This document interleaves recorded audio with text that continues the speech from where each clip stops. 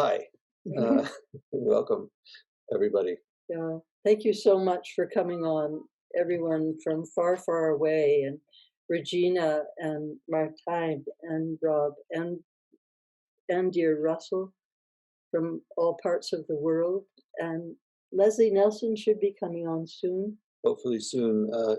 Corinne Hendy was going to be on this panel, but is unable to join us at the moment. And Leslie Nelson from Vermont is going to come on in her place.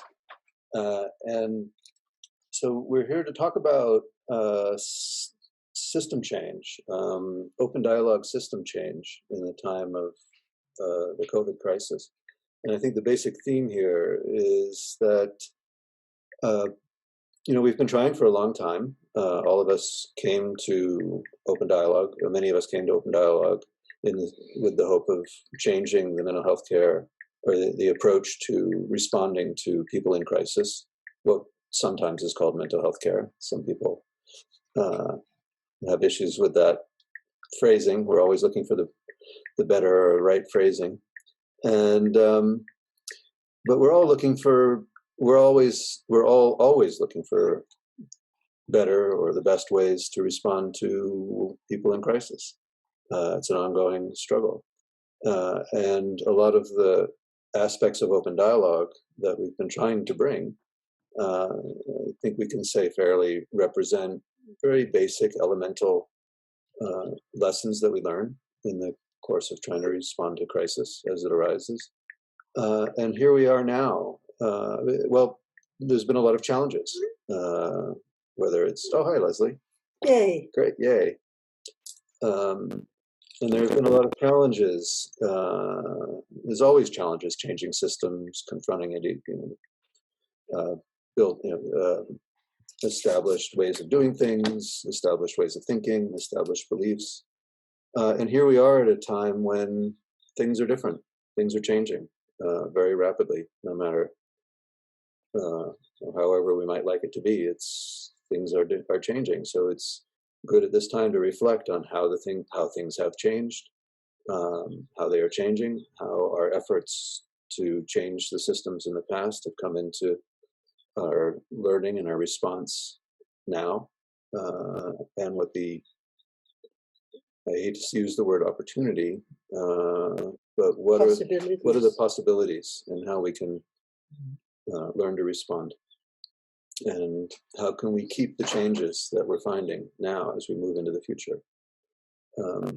One thing that occurs to me, Leslie, not to put you on the spot because you didn't know until an hour ago that you would be with us, and thank you for that. It occurs to me that you, right, Louisa is reminding me we have not all introduced ourselves yet. So I gotta get myself together here. So I'd like to invite everybody on the panel to do a very quick introduction, just so we understand who you are. And then as the discussion unfolds, we will, of course, be bringing in more context for where we're coming from and how it is that we have come to know what we know or believe what we believe. So how about we start, I'm going to go alphabetically. We'll start with Regina, alphabetically. Oh, thank you. Regina Bisikiewicz, Poland. I am facilitator of system change. Actually, I am working for a very big project which is dedicated to building islands of good practices. And the open dialogue is a heart of this islands of good practices. I will explain it later. Thank you, Regina. Thank you. I love that. Islands of good practice. And I will add that we have met first time with Louisa 2011 in Helsinki. Lucky me. And according to the alphabet, Rob Coates. Hi, everyone. I'm so grateful to be on this panel. I am a psychiatrist in Atlanta, Georgia. and I work at a hospital called Grady. And Grady is a system for people who are either uninsured or underinsured. And I've been, as Regina mentioned, working on islands of good practice in our system in the context of a team for people who experience psychosis or other extreme states for the first time, or in another program that's more sort of specifically focused around open dialogue. Thank you, dear Rob. Thank you for your good work. Martijn? You are muted. Okay, thank you for having me. I'm Martijn Kole and I'm from the Netherlands.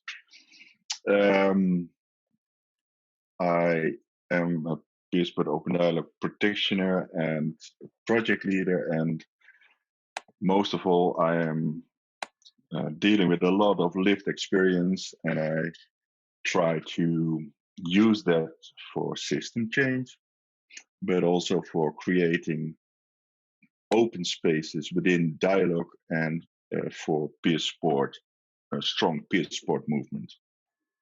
Mm-hmm. Love that, open spaces. Yes. Resonance.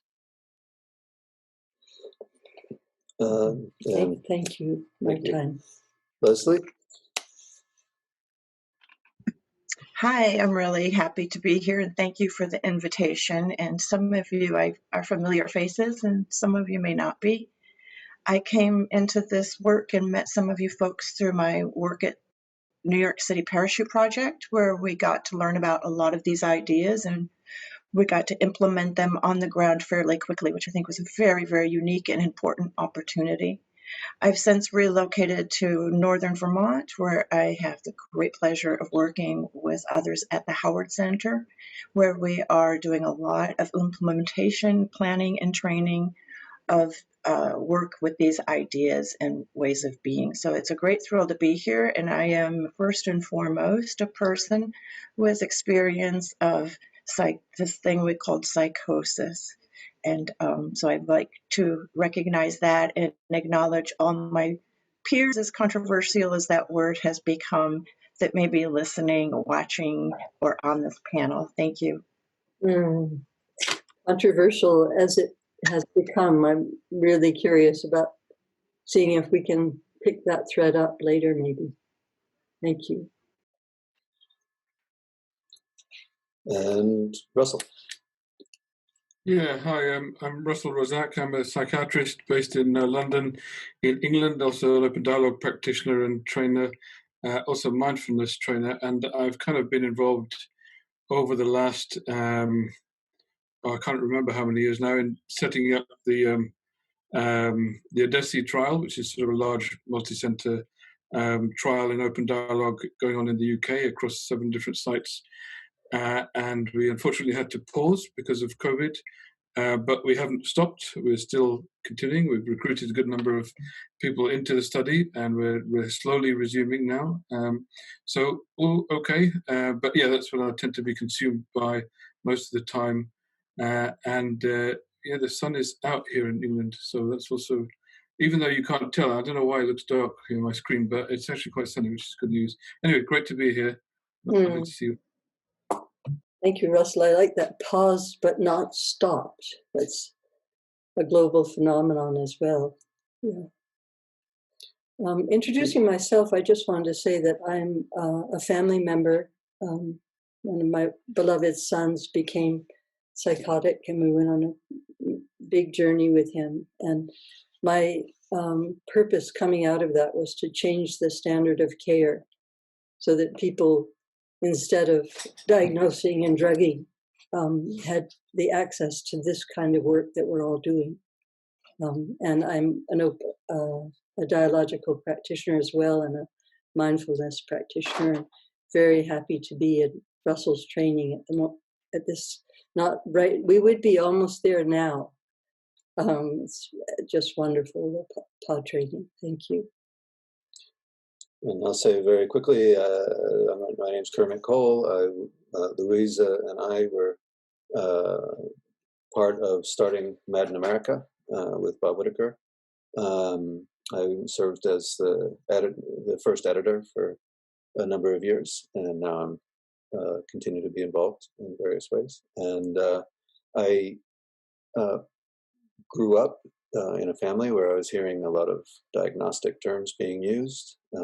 Never quite believed that they were accurate in describing what was happening, and I certainly could see that the outcomes of using them were not encouraging. And in adult life, after another career, I couldn't help but go back to school and basically try to learn and understand what I had seen, and I wanted to know if there were better ways to deal with the things I had seen, and that led me through working with trauma and psychosis, ultimately to training as an open dialogue practitioner with Louisa, and we work as a team.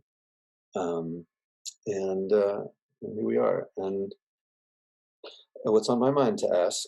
I'd like to ask Leslie. I know this is putting you on the spot, given that you were didn't wake up knowing you were going to be with us. Tolerating uncertainty as ever. Yeah, in the spirit. Mm-hmm. But we have known you for a long time, and I know you're up for any challenge. Mm-hmm.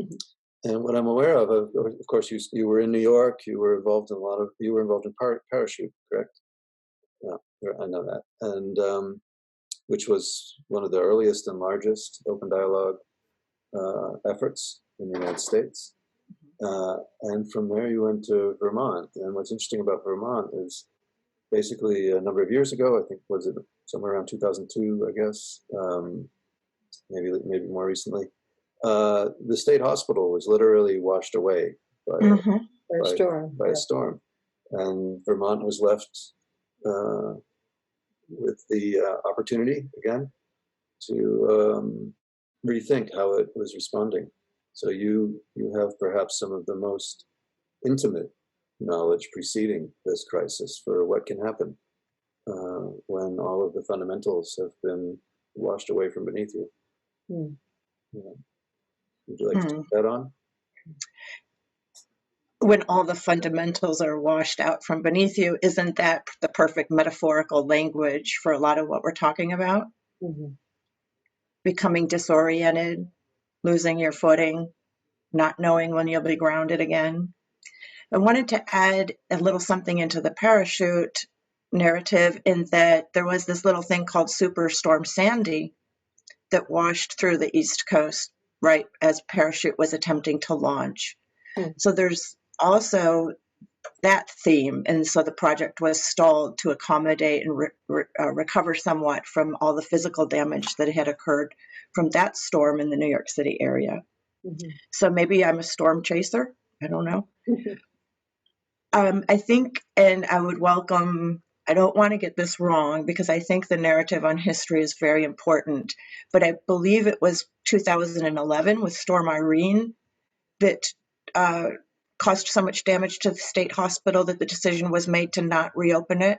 Mm-hmm. And I would like to name drop that I believe it was Dr. Sandy Steingart who forwarded the idea, or I believe the state of Vermont had really made a commitment to finding ways to work with people in the community, mm-hmm. as opposed to rebuilding hospitals and institutions. And at that point, others came forward with ideas of what could be done differently, and Dr. Steingart was one of those individuals. And to my knowledge, that is the true origin of the team that I supervise today, which I didn't mention in my introduction, is called the START team, and that stands for Stabilization, Treatment, and Recovery Team. And this indeed was conceptualized and thought of as an opportunity to provide very open dialogue-like specific services in the community as a way to respond to crisis. And it did indeed start doing that work and was funded to do that work. Over time, things change with funding priorities, as we all know, and funding processes. I'm so happy to say now that regardless of the inception and history of the team, that now we are a complete 110% community recovery peer specialist support team. And that's what we do, is provide peer support in the community of mostly Chittenden County in Vermont. So it's still a tremendous thrill to be involved in this work. I don't do as much in meetings work, but I do have, or direct care work, but it's a tremendous opportunity to teach and mentor and expand sort of the peer workforce here in Vermont, which is surprisingly not that large. And with that, I'm tremendously fortunate to be able to work directly with Dr. Steingart, we have partnered on numerous networks, and we have worked together, which has been just a phenomenal experience. And I see somebody that we know is piping in with some comments, and so I want to get in a shout out that the Department of Mental Health here in Vermont is very supportive of this way of working, and we hope that they continue to be very supportive, so I'll always put a pitch out for that. Mm-hmm. So I am also a trainer at the Howard Center in what has been called the collaborative network approach, and that's something that Vermont has developed, and much before I arrived. So I seem to make habit of walking in once a lot of the hard developmental and implementation work has already been done, and I just get to walk in and enjoy the efforts. So that's kind of my story, adding more and more and more to what you actually asked, but hopefully that's of interest to some of you. Mm-hmm. Thank you. That very generous response. I wonder if any of you dear panelists want to pick up that generous offering.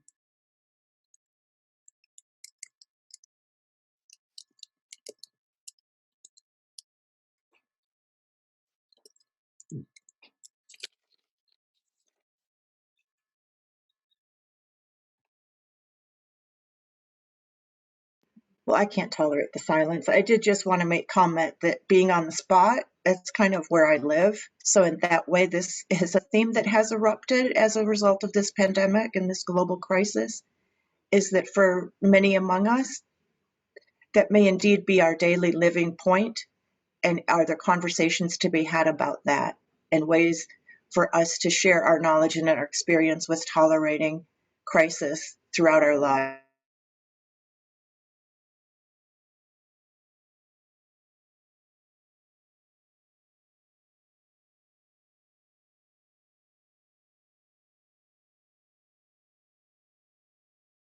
I would like to continue and tell you my story. My story, journey or adventure in the mental health started 2005 when a member of my family was diagnosed by mental illness. And at that time, I have no clue, no idea what mental illness is.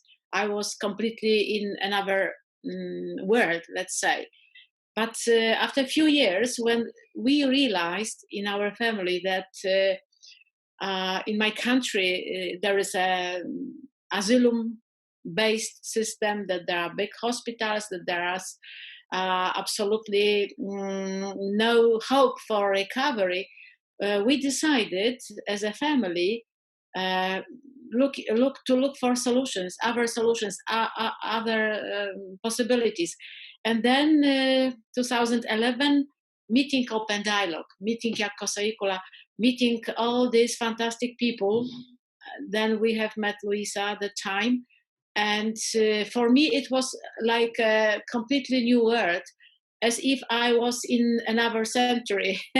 So when I came back home, my heart was beating with emotions, and soon decision was taken to transfer, to implement HOPEnDialogue, to transfer from Finland to Poland. I didn't know what I am saying, really, because it is completely different to do any system change in business area where I was working for international company, than to do system change in social area, especially in mental health. But when person does not know that it's not possible, the person goes forward, and it was that with me. And as member of family, as a parent, any barrier was not too big. And very soon we have met other people, other family members. We have met professionals who were looking for new solutions, new possibilities. And then after 3 years, there were a really big team. It was really big team, and we traveled around Europe. We have organized courses. And then it's important that having 300 people trained in open dialogue, we saw that it's not enough to have a training, because the system was completely closed, and the system, main system, didn't want us completely, even rejected. So then we were traveling even more and met Trieste. And Trieste in Italy gave us really new possibilities, because open dialogue was hard for the complete solution, which we have met in Trieste. So prophylaxis, integrated treatment, and integrated social support, together with peers and open dialogue, it was a solution which we have described and put to decision makers as in the government as the solution you would like to implement. So then European funds were dedicated, quite big money. And now we are in the middle of the project. I am in this project a facilitator of the system change. And really, I am amazed how many people appeared and joined us, and how many enthusiasm we have found within our society. Peer support, families, professionals, social support. So now we are really facing new phase in the development of complete solution.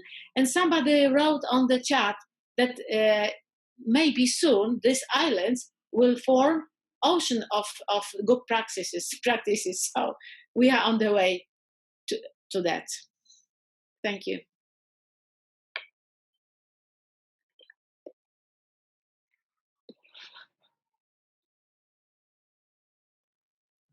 So some of what you said resonated there, Regina. Nice to see you again. It's been a while since we've actually met, hasn't it?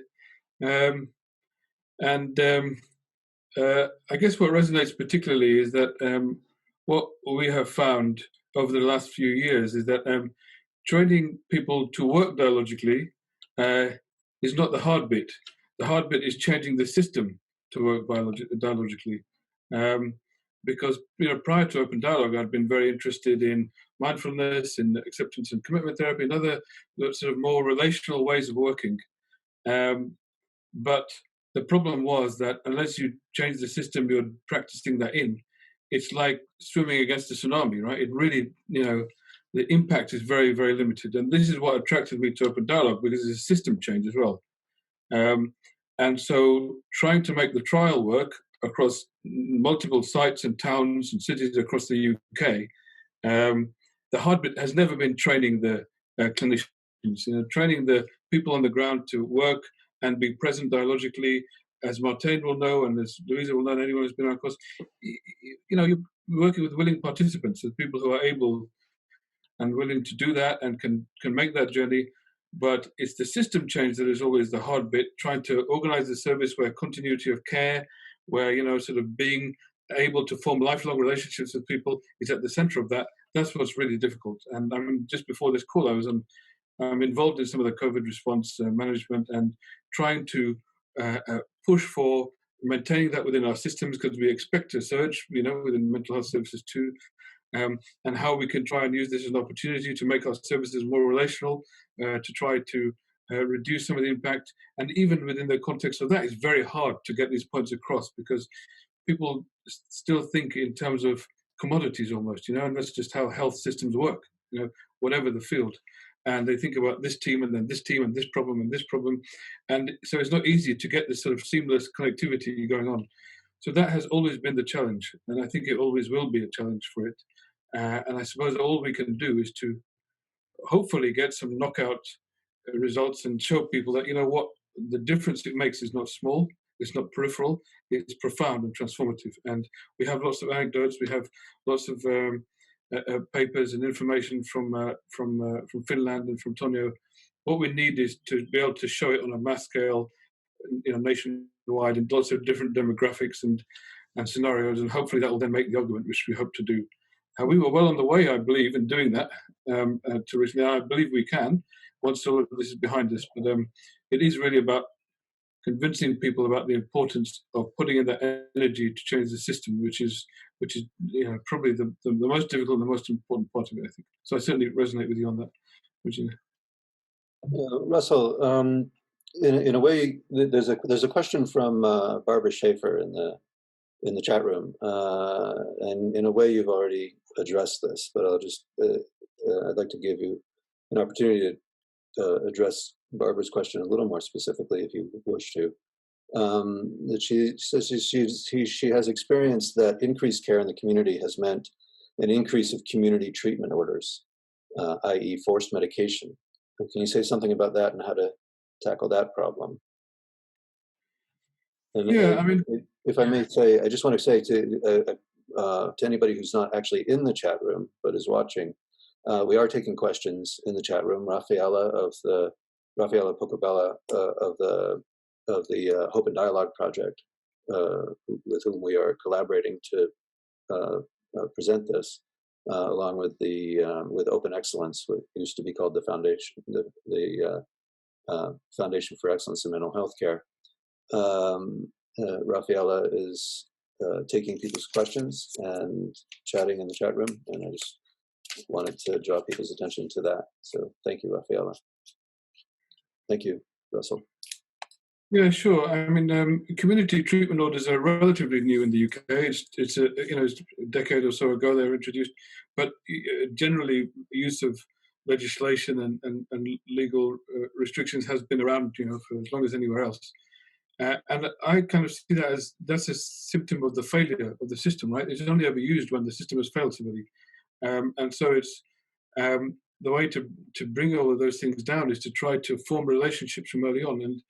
And as I said, that brings us back really to the systemic problem with the way that our services, certainly in the UK, are delivered. I mean, I know this problem exists elsewhere, but in the UK, in terms of not seeing the relationship at the centre of the care, really is what leads to these things happening, right? People in the UK, if you go from one team, and if things you need more input, you then go to another team, and then if you go to hospital, you go to another team, and you don't know, and they're all new to you. Right, and in our crisis teams, you might see a new person every day. So all of these things are what leads to things spiraling out. So our system is very badly designed. And interestingly, the reason why we have some purchase now in the UK is because some of the people who designed that system are themselves looking now to change it, because they realise, quite honestly, that it's done some harm in the end. And that's why we've got some buy-in to making the change. But equally important is, of course, the understanding of the importance of that embodied connection in the work we do. And if you can create the context in the system, then that can come about. But the system change is just as important. Yeah. Martijn, I see you agreeing. Would you like to speak to that? Yes, and I'm also a bit troubled. Troubled in the sense that what makes the system change, or can the system that is changed open dialogues? What I experience is that a lot has to do with the inability to face uncertainty and openness. And the system is a sort of projection of that inability to deal with life, deal with sorrow, with pain, with not being average, of having more voices than the majority, the dominant voice.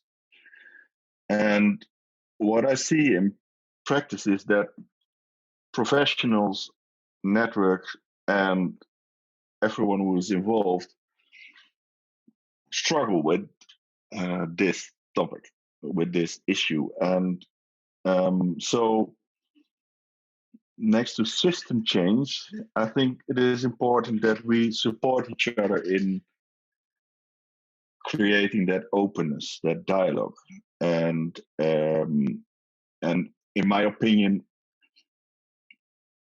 in its core, is the stories about the pain that is sometimes inexpressible, that is sometimes troubling also the network, troubling everyone because we can't solve it.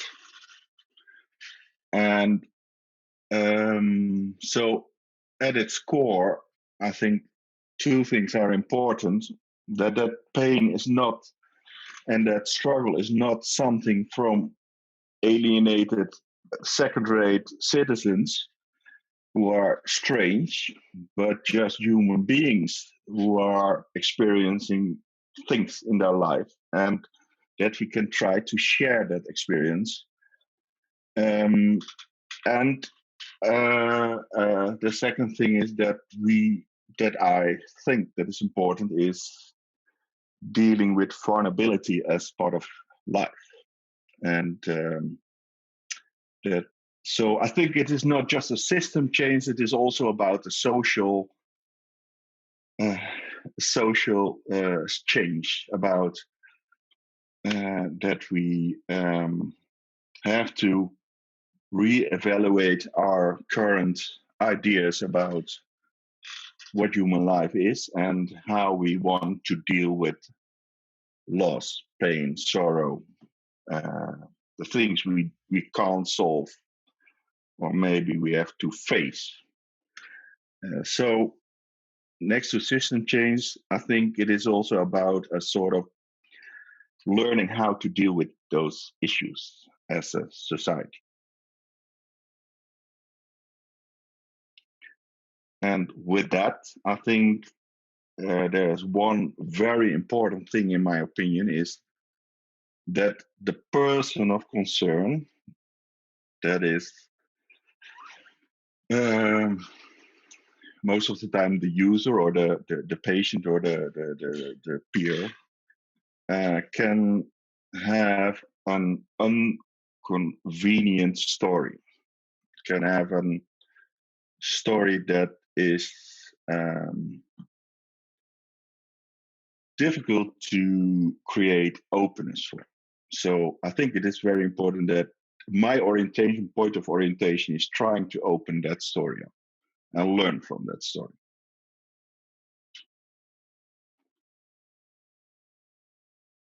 And make it, and find common meaning together, find meaning.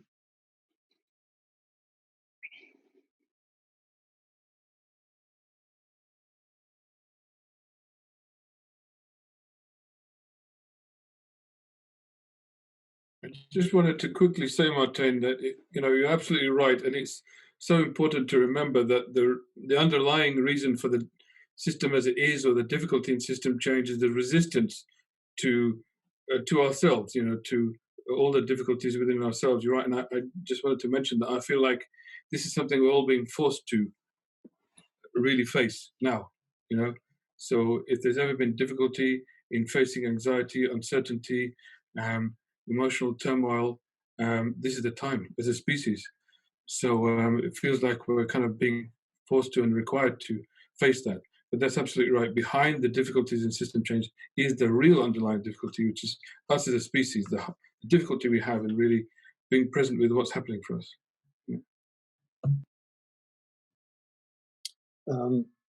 There's a question from Sam Plover, who's been a very active participant from the very beginning of these town halls. The question is about first episode, quote, first episode.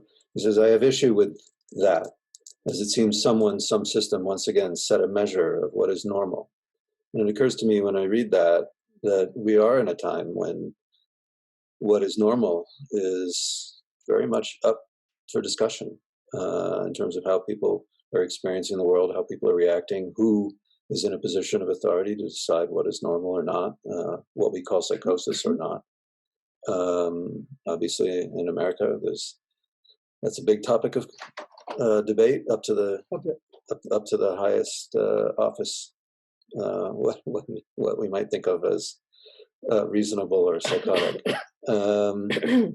And so it seems like it's an interesting time to reflect on terms like psychosis that we throw around quite casually. I'll just say I understand psychosis to describe a situation where people are speaking or acting in a way that they or others don't understand, and so there's fear. And that's the time we find ourselves in. But I'm offering this question from Sam. Who sets the guidelines of, quote, what is first episode? And I guess with him, I'm wondering if first episode is actually even a helpful term to use, if it seems to reify the idea that there's something that's normally human and some things that are not.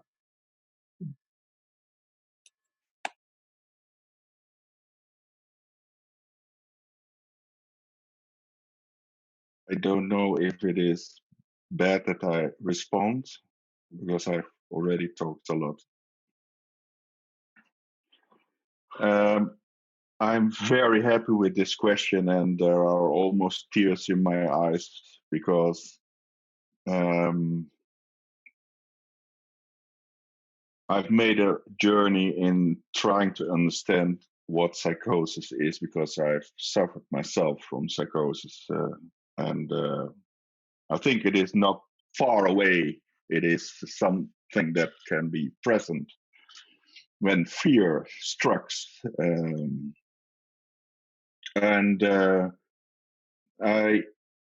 I've also struggled with how do I perceive other people's psychosis, and I've made a journey from framing it out of the model, the medical model, and now I'm more thinking in terms of that psychosis is more or less a language that we can't understand, and we need to listen very careful.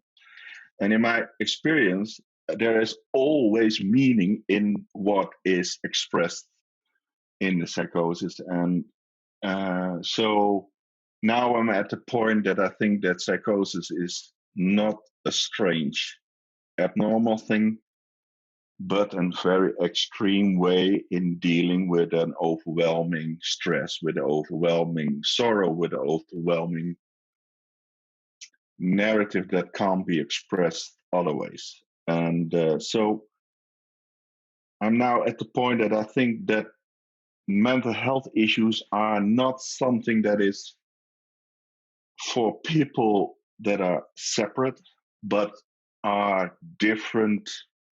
It is all down to being a human being, and there are different, I don't know the right English word, there are different dimensions or different, and that can change during your life, that can change with what happens. And I think one thing is, with psychosis, maybe psychosis can also be a very extreme form of traumatized, how do you call it in English? When stressed, you are too traumatized that it is a way of, that your mind is, I can't find the word, I'm tired, but I will come back to that.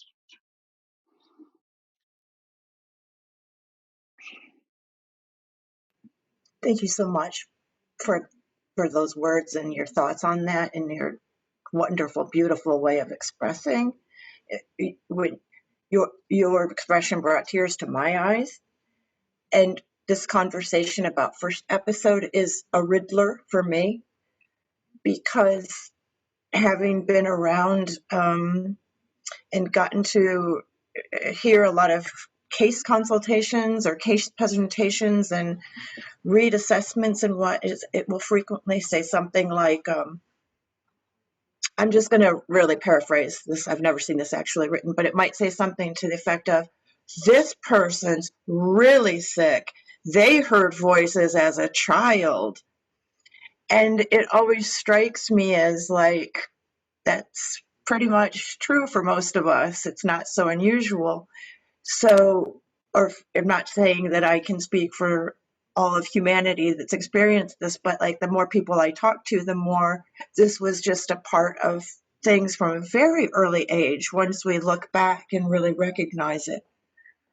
Of course, as toddlers, as young as infants who may have been experiencing life a little differently perceptively, who has the language to articulate any of it? And then I think for so many of us, when we started to articulate these experiences and or visions that may have been a bit different, what was the message we got back, most of us, right? So I think with first episode, we focus so much on young adults or whatever the focus is, but like, I think it starts so much younger than that. And so I think it's just like not even it doesn't even make sense to me, this idea of first episode. My first episode may have been exiting the womb. I have no idea.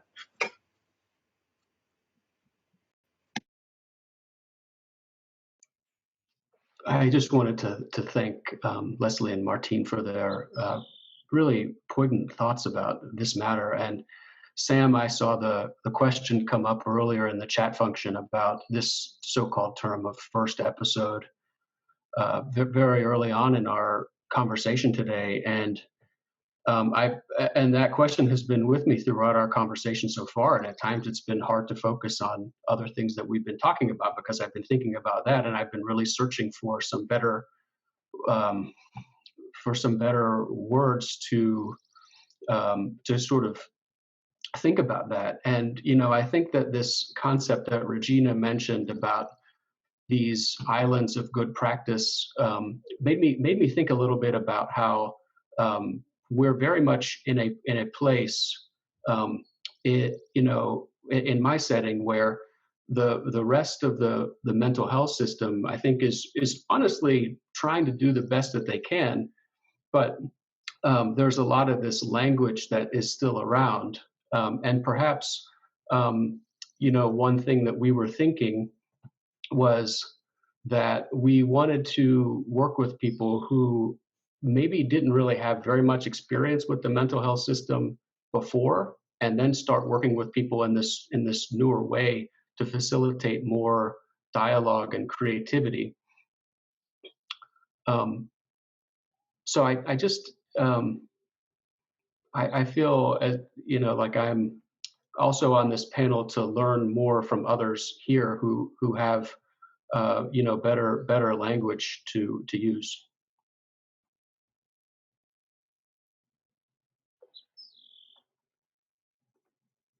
So, Rob, because you mentioned me, I would like to add something which is in my mind a chance how we can convince the system, because system are people on different levels, and in the system, in mainstream psychiatry, work professionals, and I don't know how many, but at least I know I met some of them who are really have chosen their job because they wanted to help the person. And as they realized that the system, mainstream system, is concentrated on symptoms and describing the diagnosis and describe the neuroleptics and then reduce the symptoms, and people see that it doesn't work. So these professionals, they are interested, they are looking for, they are even struggling for meaningful work. And as they listen about the new message, as they listened about open dialogue, either reading a book or an interview or a video, and they find most of them who are looking for something new, they found it what they looked for. So they found it open dialogue as concentrated on the person, as concentrated on the story of the person and the network, as a really taking this as a team, taking this responsibility and this uncertainty. And this is not easy, but they see results, sometimes very soon. And these results convince them to be even more engaged. So really, I see here in Poland that if there is a small group of people who would like to do something, and the group is growing, but we need to be proactive. We need to share this message. And then being in a bigger group and stronger group, then we knock the door of the decision makers. Then we require the money, because there is money, there are money in the system. So for me, it's really these people with heart, looking for people who would like their work to be meaningful. This is a chance for us to really make the system change. Yes, thank you.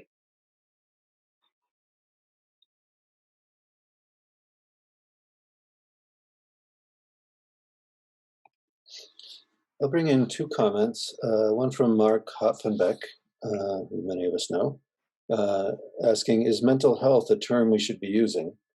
It goes back to the beginning of our conversation. And Berta Britz mentions that the power to name needs to be relationally built, not imposed. Mm-hmm. And so what the question that calls to my mind is, how do we build a system in which we all share in the process of naming what it is we're trying to deal with, or what it is, how it is named? Yeah, obviously the system change involves shifting the power to name what it is that we're creating a system to respond to. So naming things is very important. Have you all experienced grappling with that in your efforts to change the systems? I want to slip in like completely, probably more than likely unqualified idea. And that partly what I find so troubling about systems and systems change in regard to our services, and Russell spoke to it, and I think all of us can relate to it, is that the system has been created to hold psychiatrists or somebody responsible for the outcomes in terms of liability and clinical responsibility.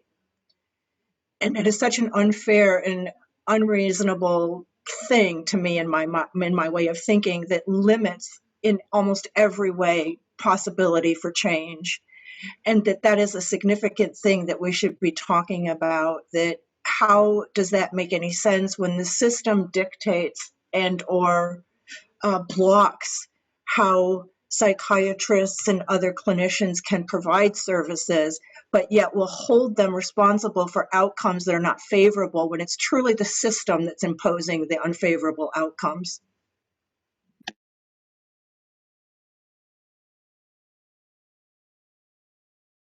Mic drop. Yeah, I mean, I can only agree with you, Leslie. I mean, you know, it's not something.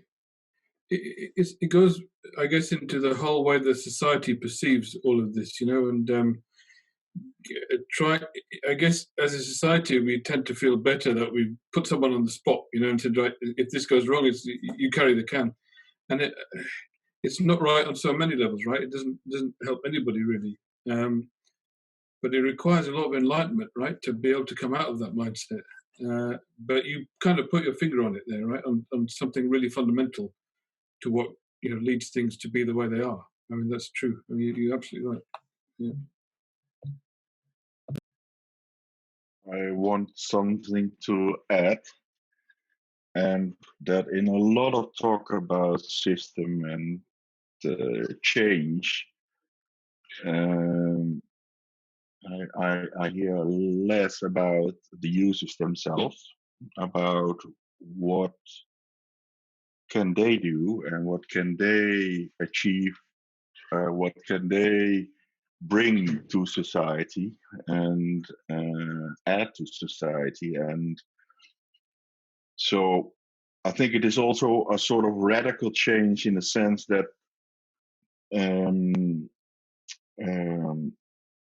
we ourselves have to be part of the change and be part of the force that drives the change. I think that is really, really important. So I'm very glad with the adding of the P in POD, that the influence of peer support movements is, in my opinion, necessary if we want to have the real change.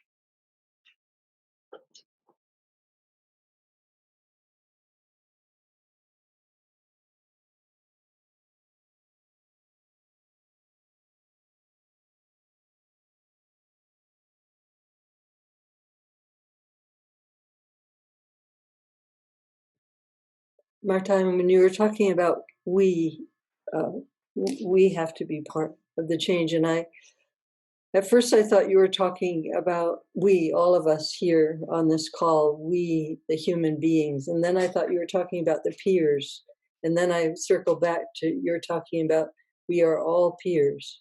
We are all in this same dimension of reality that's full of uncertainty and suffering. Yes, but I want to emphasize we as peers in a sense that it is easily, we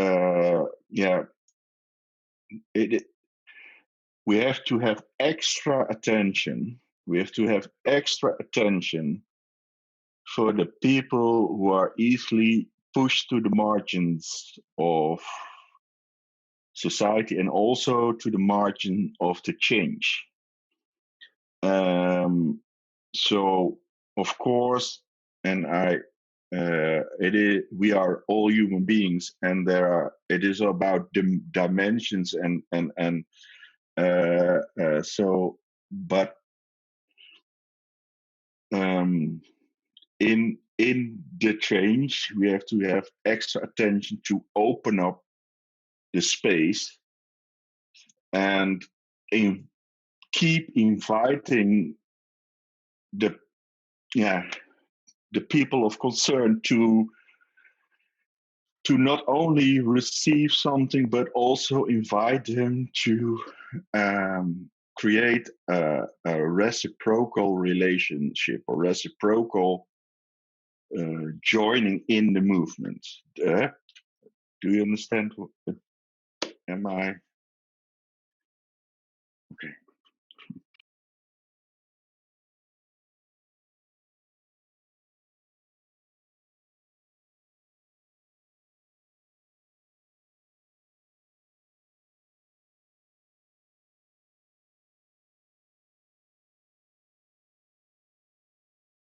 Your word reciprocal, we pronounce it reciprocal, both same word, but I'm feeling that word vibrating in me. That resonates with Cindy Peterson. Dana's mentioned in the chat that in their program, 50% of the teams, 50% of facilitators and 50% of the teams in social network meetings are peers. And that's,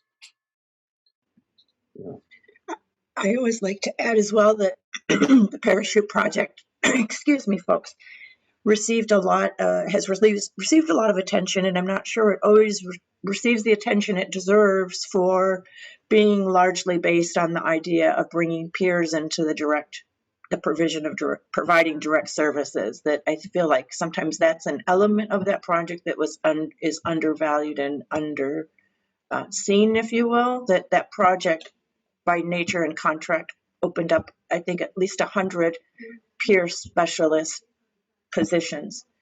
And so I just want to always get that shout out that was a very important component of the Parachute Project as well, was the effort to bring peers into the direct delivery of services. And I just wanted to get that in there as well, that I think I obviously support that way of working and would like to see us continue to push for having more of us involved in providing services when it's appropriate. What I find interesting is that peers were not a part of Open Dialogue in Tornio. And initially, I believe when Open Dialogue was, when people were looking to adapt or take the inspiration of Open Dialogue, there was a period of engaging with the question of how exactly peers would be involved in that process. And now that's come to the point where I think, by and large, it's a recognition that it's an essential part of the process. So how do we account for the difference? How do we account for the fact that there was, as far as I know, or nothing that we call a peer involvement in Tornio, although there may be actually one that wasn't called as such, I don't know. But why is it? How do we go from there to the fact that now we consider it essential?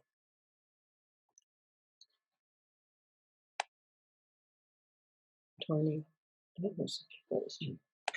I wouldn't dare answer that question, but I could speak to the fact that that change has always been dependent upon brave individuals that are willing to take the risk to step out of the norm. And in this case, I would suggest that Volkmar Adderhold has very much been one of the people who has stepped out on a limb and said that, yes, peers can do this work and they should be doing this work. And there is that history in Germany, which I think doesn't get acknowledged quite as often as it should, that they have been working that way for quite some time, as I understand it. Yeah, and I think that a lot of what happened in Parachute was pioneering and helped the rest of us, really. Because as you say, Kermit, it wasn't in the original Finland Tornio service.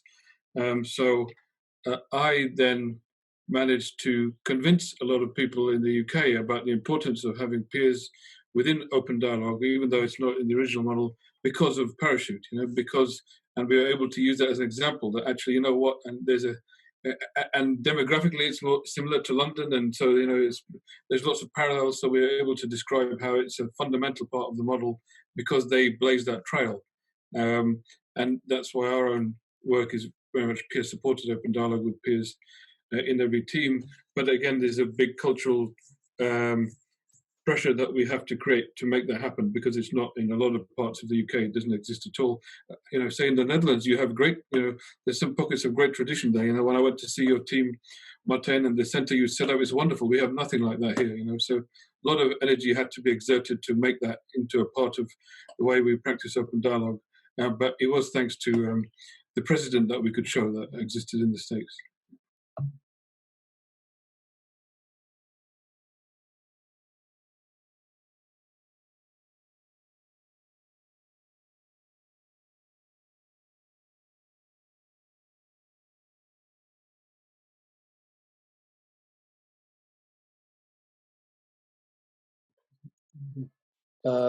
Rob Coates, Mark Hopfenbeck would like to hear more about your work in Atlanta and the inequalities and injustices that are the context for your work.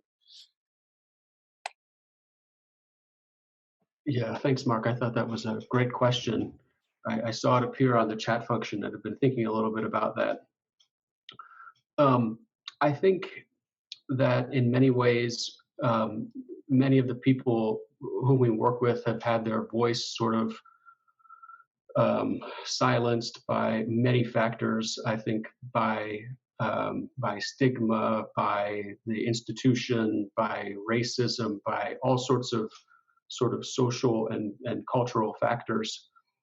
So when we began doing Open Dialogue and Open Dialogue inspired work in Atlanta, it was a real, I think it was a real paradigm shift, and really the goal was to really help to amplify people's voices in a way that they had otherwise been quite suppressed or maybe left behind. And I think that was a learning process for all of us, just in terms of amplifying that voice. So And I was also just thinking a little bit about it too. I mean, I think that in some ways the work that we've been doing in Atlanta is different, but in some ways similar to the work that everybody else is doing. I think everyone, very many people who experience services in this way have been sort of pushed to the margins. So I certainly can't say that, you know, in Atlanta we're the only, you know, that's certainly not the case. I really want to acknowledge what you say, what you've said, and it is interesting that I experienced during the open dialogue training and mentorship training and the open dialogue training I facilitate at the moment. I keep experiencing the difficulty people experience by bringing that marginalized voice. The voice not only about mental health issues, but also about culture, about inequalities. When I look at the services in Holland, the majority is a white, young, female or male, well educated, and I hope open dialogue and the system change will also bring in more cultures, more diversity, and also open up the space for those who are marginalized. That's my goal. Thank you for bringing that up.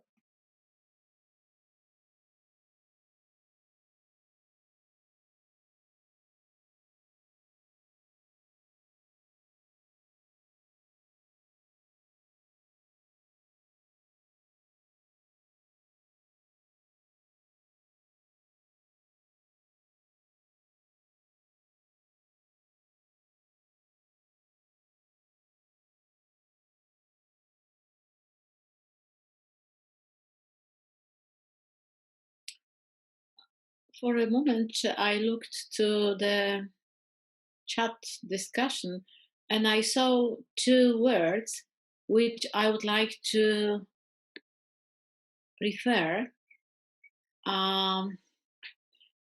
because we were last minutes we were talking about many times we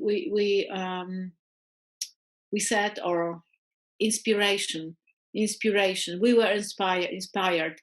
So for me, this inspiration is between people. These people, these people are in different countries, so then we say the inspiration comes from one country to another country, and it will be not possible if these people must have a courage or interest, must have leadership, as Barta said in the chat discussion. Leadership, it really matters. So for me, I would like to take this opportunity to say that because we are from different countries and we have the same need, desire, dream even, that open dialogue will be spread not only via groups of people, but at least my desire is that open dialogue will be heart of Polish system. So I would like to train many people in that. We would like to really open these who are right now closed, open via stories of people who have lived experience. This is the most important voice. So we in Poland as well invited peers to open dialogue trainings. And right now in this islands of good practices called community mental health centers, we have in each center peers employed, and we see that this is the best way to set up relationship to a person who is in crisis. Nobody has such power as peer support person, peer. In Poland we say recovery assistant. Recovery assistant has a really it has an easiness to build relationship, and this makes open dialogue even stronger. So I would like to stress leadership, courage, recovery assistance, inspirations, and working together, being together as we are today. It's important that this is power of being internationally, meet through Zoom. So this COVID gave us new possibilities, I think.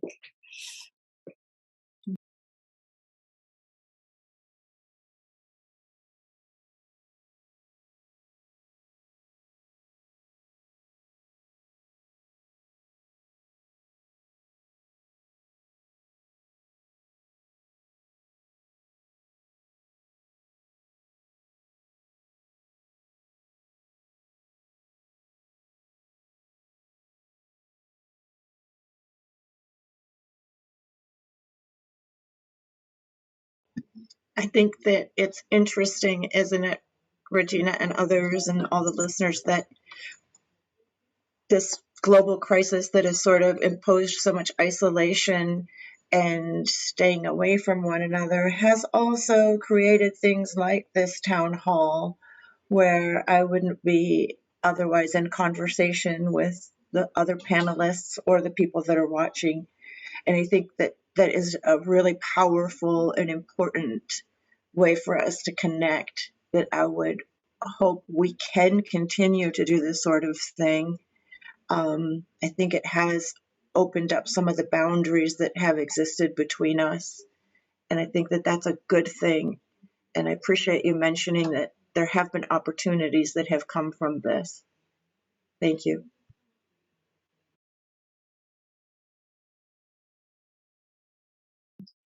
I will add even more, because a week ago we have started first open dialogue training on Zoom platform, and really the group is 16 people, and we all are amazed how it is possible, and it works. Of course, it's not 100% the same as meeting in the training room, but at least now, when the social distances is recommended, we have started the training. We soon will start the training for recovery assistance as well on Zoom. And there are open dialogue meetings already for last few weeks organized on Zoom. So really, we didn't imagine 2 months ago that we will do like that.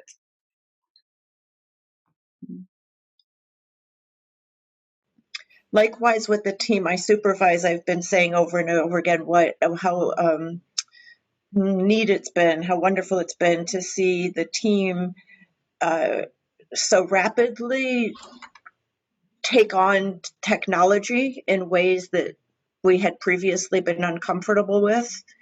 Things like just Zoom conference phone calls or whatever, and seeing the team just really come together to help each other learn how to do these technical things has been amazing. And I think that it's going to be amazing to keep that going forward as well.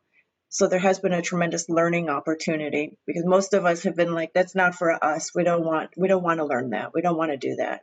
Now we're like Zoom monsters. Yeah, that's right. We're all pretty much Zoom monsters now, I think. Yeah, it's true. And we have also been learning about new ways of doing things. So we're doing open dialogue network meetings on Zoom all the time now. And we're trying to work out, we've got a working group trying to understand how to facilitate network meetings broadly across our trial. We are doing it already, but we're all trying to share some learning around it, and things like actually potentially getting some technology, so maybe getting tablets to some people who are not able to connect that way, because there may be some relatives who can't join the network, but actually it enables often more relatives to join a network meeting because they may be geographically from all around the world, but they can come together in a network meeting. So there's been some opportunities from this as well, and now also establishing a working group to think about how we can do that in the training as well, and deliver more of the training this way. Because as you say, Regina, it's become a necessity, right? But at the same time, that's probably going to help us in some ways, because we've always been exercised about the idea that if our trial does come up with the results we hope it will, then how do we disseminate this, system-wide, countrywide in the UK, and that involves a lot of thinking about large-scale trainings, and we can't get everybody under the same roof. So how do we do that? And actually, we may be forced to answer some of those questions by working out remote means of training as well. So there's a lot of learning that I think we're benefiting from here as well.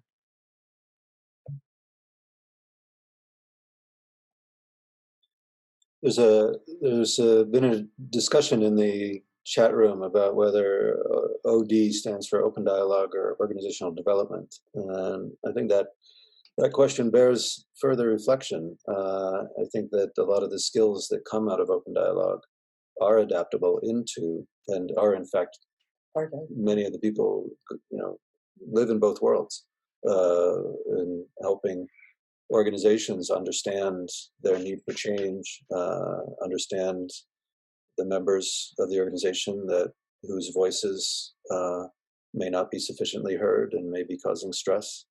And as well, I think Open Dialogue has a role to play in the organizational development of our world in general. It's sort of an apt acronym to exist in both for both terms. Mm-hmm. I submit for discussion. It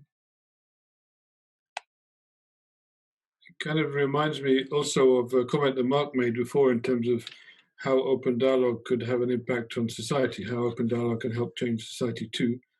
I really think that's essential, because for me, the dialogical work in our service, in our system, in our healthcare system, is just one place to start, right? That's not the only place it belongs, but it's the one place we happen to be starting it.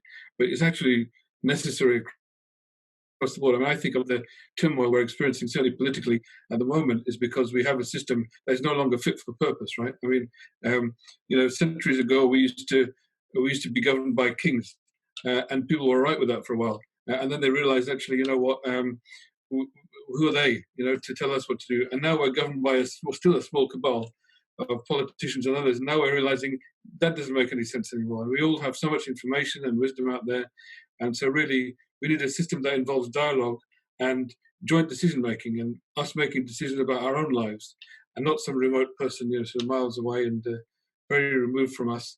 And same applies in organizations, right? I mean, a small board governing a massive organization, it doesn't make any sense, and it's never going to keep people happy. And so finding these ways to have dialogue at the center of governance, where everybody's participating, and there are experiments like this going on around the world, citizens' juries and citizens' assemblies and things like this happening. And I think that there's literally a need for that. I mean, we're going through a change in consciousness as a species, and what's happening now is probably accelerating that. And our current systems are not fit for purpose. We need to tear a lot of them down and change them in order for society, in order for our species to survive, really. And so I think open dialogue in the healthcare system is just one little part of that jigsaw puzzle. And maybe this is what leads the other bits to happen, but they all absolutely need to happen if we're going to stick around on this planet.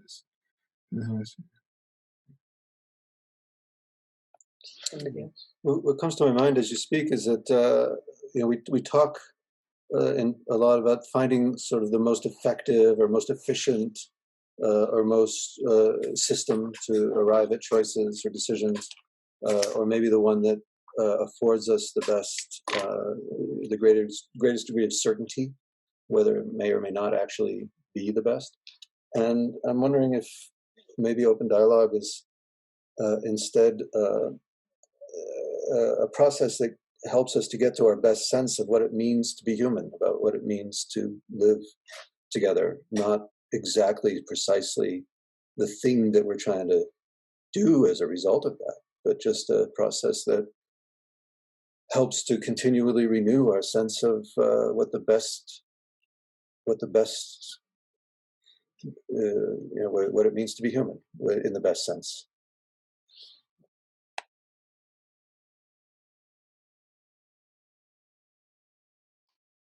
I think that is also something we can use to engage people outside mental health care or also inside mental health care in being part of this movement, emphasizing this and bringing them into the picture by going in dialogue with them and let them experience how their voice can be heard. So I have the tendency to open up dialogues on all places, in all kinds of contexts.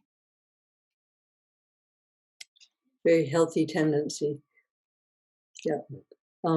Mark Hoppenbeck has put in the chat, I don't know if everybody's seen it, but dialogical democracy as a new set of words together.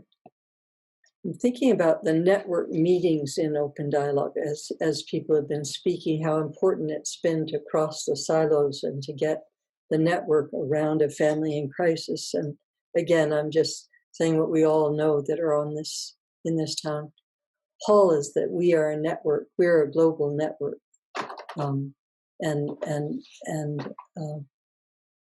I don't know how many countries. The first one of these town halls, I think we had 33 countries, people from 33 countries, and how I know Dan Mackler has said that his hour-long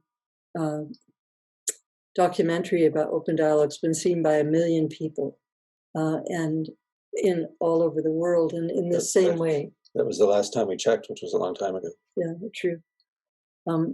But I'm just feeling this global network that we have that is creating its own local language and understanding and collaboration, and feeling hopeful about that and grateful to all of you who are on this call and are part of this community, democratic, dialogical democracy. And Andrew Malfe mentions that he always thought that open dialogue works in the familial, and I think that's a very common understanding. I think to understand social networks in terms of the familial, but I think for a lot of people that's just where it happens to start in most cases. But so what's been all of your experience of trying to expand the understanding of open dialogue, but beyond just being a family approach? So the first thing that comes to mind for me was thinking a little bit about the administrative response to the pandemic when everything started happening very quickly. There was, I think, a lot of fear, sadness, powerlessness, all the very major shifting of tectonic plates were occurring. And I was involved in a lot of meetings, and I was sort of struck by just how much, there was a lot of problem solving that happened, and it was about coming up with a plan, doing things, changing things all very quickly. And I think what this conversation has really made me think a lot about is how can we introduce more dialogue to administrative meetings? How can we facilitate this among the decision makers who are going to be supporting our systems? And sometimes there's a pretty big disconnect between the language that we use in these conversations and sometimes the language that the decision makers are thinking about, which to me really highlights the importance of the trial that Russell's working on and the data that we really need to help sort of expand these ideas more broadly. So I just really wanted to make, I think it's sort of it's an idea that brings dialogue beyond just the family and sort of expands it into administrative spaces and into and hopefully a call for more decision makers to think in this way.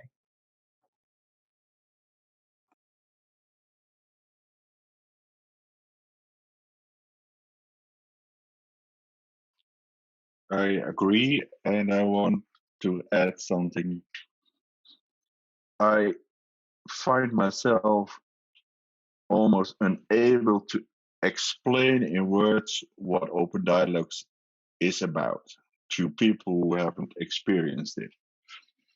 So research is important, stories are important, but I think we also have to add the experience of dialogue to the mix.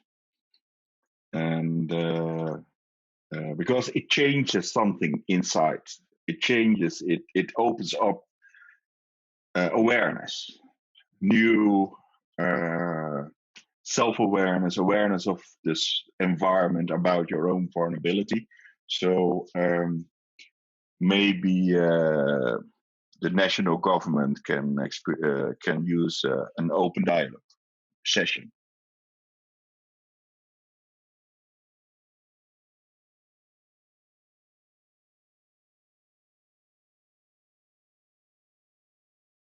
I'd be willing to facilitate the open dialogue session, by the way.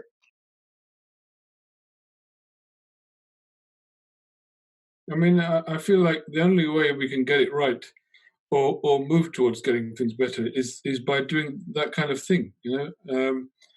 And actually, I think a lot of time when people are talking about change in politics and society, they are talking about that without necessarily knowing it. I mean, and also we can't pretend that this is new either, and that this was invented in Tornio, right? I mean, this has been in human consciousness for thousands of years, right? We organized our societies this way a long time ago, and of course there's a big overlap with anarchy, and I don't always often use that word because you can't really influence policymakers when you say that. You know, they don't take it very seriously, but it is that, you know, it talks about actually people gathering together and making decisions for themselves, and I think you know, it was a very good question about whether or not this can be applicable outside a familial context, and I think it can for this reason. It's because rather than being related, it's about being emotional, right? It's about us actually connecting on the level of emotion with each other, and the truth is that when it comes to public policy, that is as important as it comes to our own familial relationships, right? I mean, we're all very emotional about these things, and so we should be able to share that with each other rather than just shout at the TV screen, which is pretty much all we can do right now, right? So having that ability to connect those emotions together creates a space within which enormous creativity can emerge, right? There's a new intelligence that comes about through people being present with each other's emotions. And that's why I guess it's about how you do those things. You know, it's about trying to facilitate them in a way that creates that space so that that intelligence can emerge between people. And I've worked with people, say mindfulness trainers and others who actually work in democratic forums trying to enable groups like this to happen.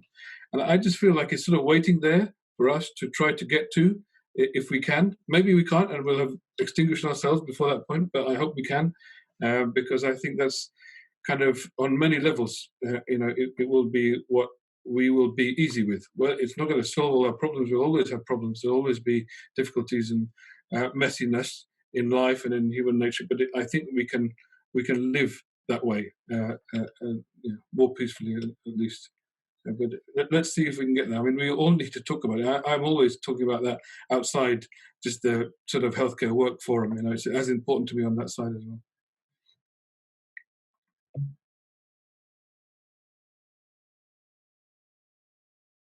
I love that so much. I wrote that down so that intelligence can emerge.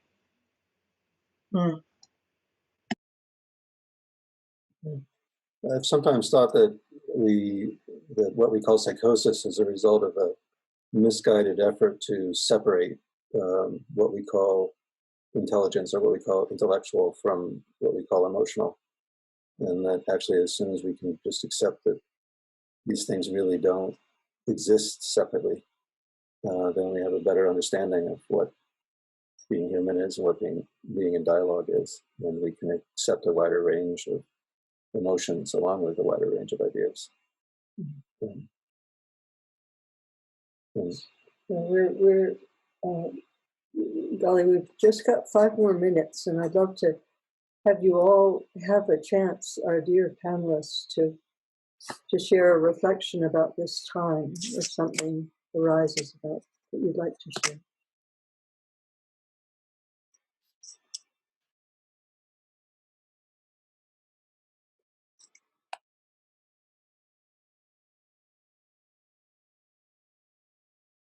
I have one thing to add, and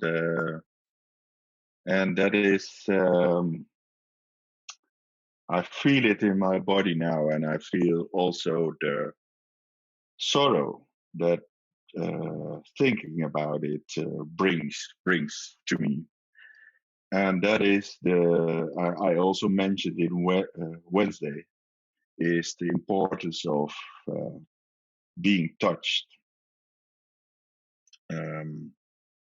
I think dialogue is about words and about experience and about feeling connected, and this time made it very, very clear to me that we human beings, most of all, can experience comfort, but also stress by being touched. We need it even when when we not always can experience it through trauma, but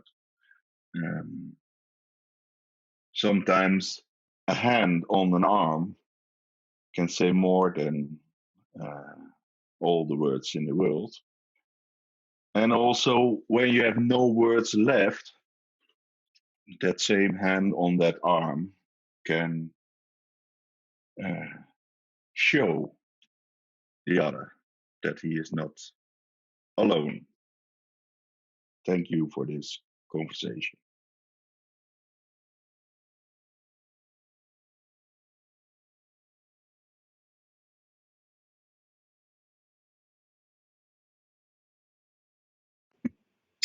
In reflecting, I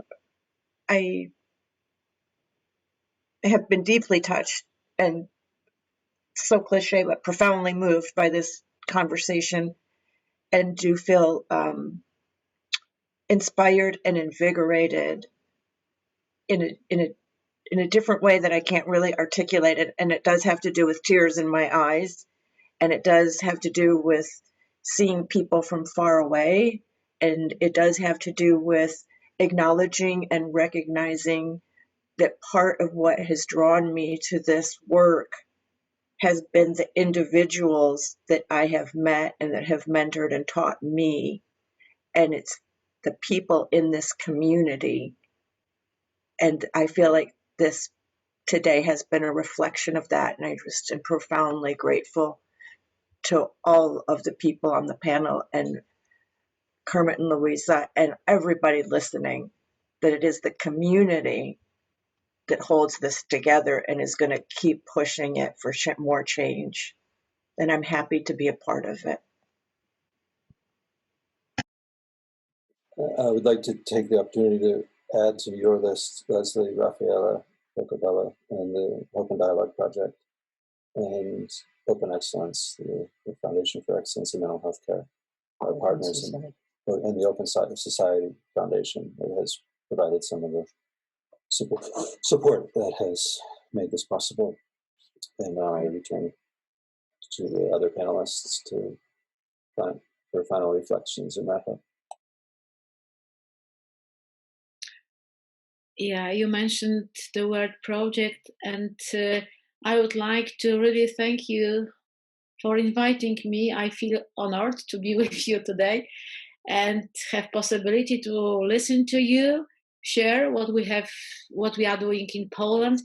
And I would be really I would suggest to have possibility not only to meet each other, but under the town hall or met in America, have the possibility to access for some project results, description, some information which we might share in Poland. So it would be really good to have this as well, place of gathering these facts, this project outcomes. So really thank you, and yeah, for sure we will meet because of Zoom quicker than only once a year. Thank you. Yeah, and you're right. This is about community, and I want to thank you, especially Kermit and Louisa, for holding this community, bringing it up like this, and creating such a large and warm space. It's not an easy thing to do. I can't imagine how much you. I have a slight hint of just how much is involved for you guys doing this. So thank you so much for doing this and for bringing us together in this way.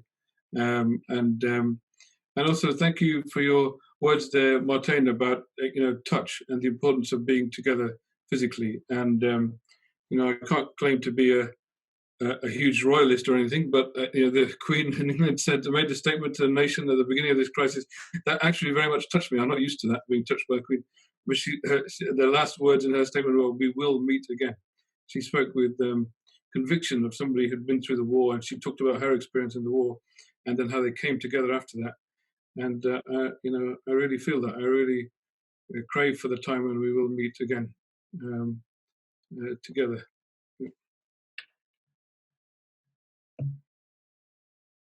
I just wanted to add one thing. I think that sometimes doing this work can really be kind of against the grain, and there can be a lot of challenges, and we're in an especially challenging time right now with what's going on. And just to what everybody said, I think it's this community that's really going to get us together and get us through this.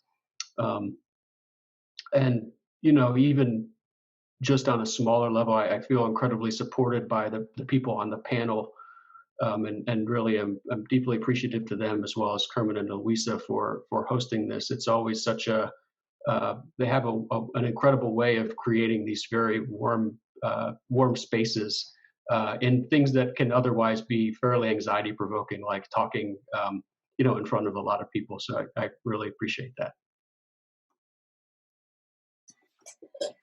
I'd like to wrap up with some words that were offered very early on in the panel. I don't remember who put them there, but they were originally spoken by Socrates. The secret of change is to focus all of our energy, not on fighting the old, but on building the new. Mm. And I feel that right now. I feel that. Mm. There's definitely a very fascinating thing that happens in these meetings where we get attached to each other. It's like I'm thinking, oh no, we're going to have to say goodbye to everyone. But as Russell says, and Regina said, we will meet again.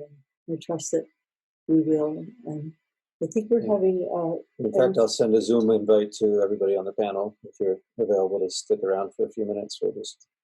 Bring the turkey, Sam said. Yeah, Kermit thought of having the turkey on his shoulder through this gathering, but we decided against it. There is something, oh yes, would you talk about the June 5th town hall just briefly? June 5th, we'll have a town hall of hearing voices, people representing the Hearing Voices Network, and hopefully also somebody who can bridge the two, who has done training and who has participated in both worlds of hearing voices and open dialogue to explore that connection. But it's principally focused on all the efforts that have been going into bringing the hearing voices ethos to the online world. Yeah.